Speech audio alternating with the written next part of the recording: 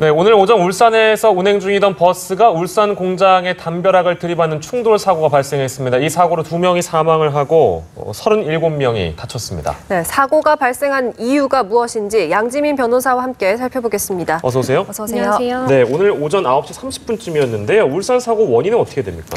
우선은 그 2차로에 승용차가 주행을 하고 있었고요. 그리고 네. 3차로에는 이제 버스가 주행 중이었습니다. 근데 2차로에 있던 승용차가 갑자기 무리하게 3차선으로 이제 차선 변경을 하면서 버스가 그거를 이제 피하려고 하다 보니까 그 3차선 옆에 이제 그 공장 담벼락이 있었거든요. 네. 그래서 결국에는 그 담벼락으로 버스가 충돌을 하게 됐고 그러는 과정에서 이제 가로수를 들이받았는데 가로수가 그 오른쪽 앞바퀴에 이제 끼게 된 겁니다. 네. 그러다 보니까 중심을 잃고 이제 옆으로 조금 쓰러지는, 기울어지는 그런 사고가 있었는데요.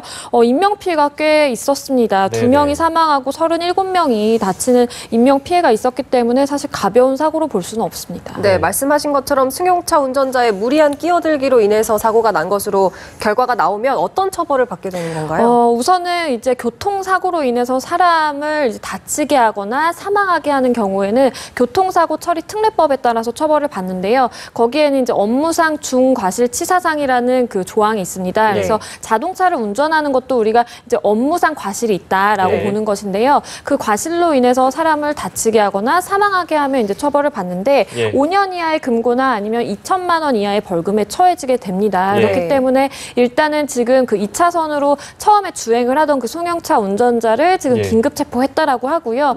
자세한 사건 경위는 수사 결과에 따라서 밝혀질 것으로 보입니다. 안타깝고 불행한 사고입니다만 이 사고 내용을 좀 더 들여다보면 승객과 시민들의 도움이 있었다고요? 그렇습니다. 이게 아까 말씀드린 것처럼 담벼락을 들이받고 넘어지게 되면서 조금 그 버스가 중심을 잃고 기울게 됐어요. 근데 그게 완전히 이제 넘어간 건 아니고 살짝 비스듬하게 중심을 잃은 상황이었는데 그 상황에서 정말 시민들이 너나 할 것 없이 그 버스를 지지하는 그 온몸으로 정말 지지를 하고 있었는데요. 한 17명, 18명 정도가 정말 맨몸으로 그렇게 버스를 지지했다라고 하고요. 사실 버스 안에 승객들이 일부 타 있는 상황이었기 때문에 그 무게가 굉장했거든요. 만약에 본인들에게 넘어지게 되면 본인들이 다칠 수 있음에도 불구하고 정말 용기를 내서 저렇게 버스가 더 이제 기울어지지 않게 그렇게 용기를 낸 점이 굉장히 대단하다고 하고요.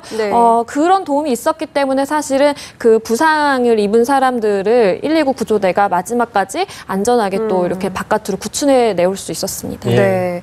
그리고 또 다른 사건인데요. 오늘 새벽에 인천 주택가를 돌아다니면서 오토바이 또 상가 건물에 불을 지른 남성이 경찰에 붙잡혔습니다. 뭐 범행 동기 이런 게 밝혀졌습니까? 이게 범행 동기를 지금 이 남성 역시 이제 긴급 체포해서 수사 중이긴 한데요. 정말 어이없는 대답을 내놨습니다. 술 먹고 홧김에 그랬다라고 얘기를 했거든요.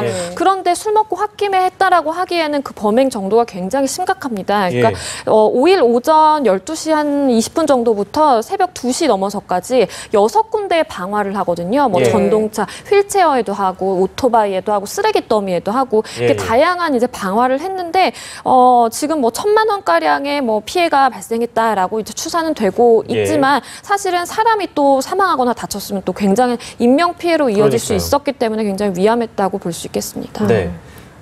근데 이 남성이 동종 전과로 인해서 처벌받은 전력이 있는 것으로 알려지고 있는데 이렇게 되면 가중처벌을 받기도 합니까? 그렇습니다. 일단은 이게 지금 현주건조물 방화죄를 적용을 해서 지금 경찰이 긴급 체포를 한 것인데요. 현주건조물 방화 그 자체로 사실은 형량이 굉장히 무겁습니다. 왜냐하면 사람이 들어있거나, 그러니까 사람이 안에 있거나 사람이 이제 이용하는 그 건조물이나 뭐 기차라든지 이런 시설물의 방화를 하는 것이기 때문에 무기 또는 3년 이상의 징역이 가능하거든요.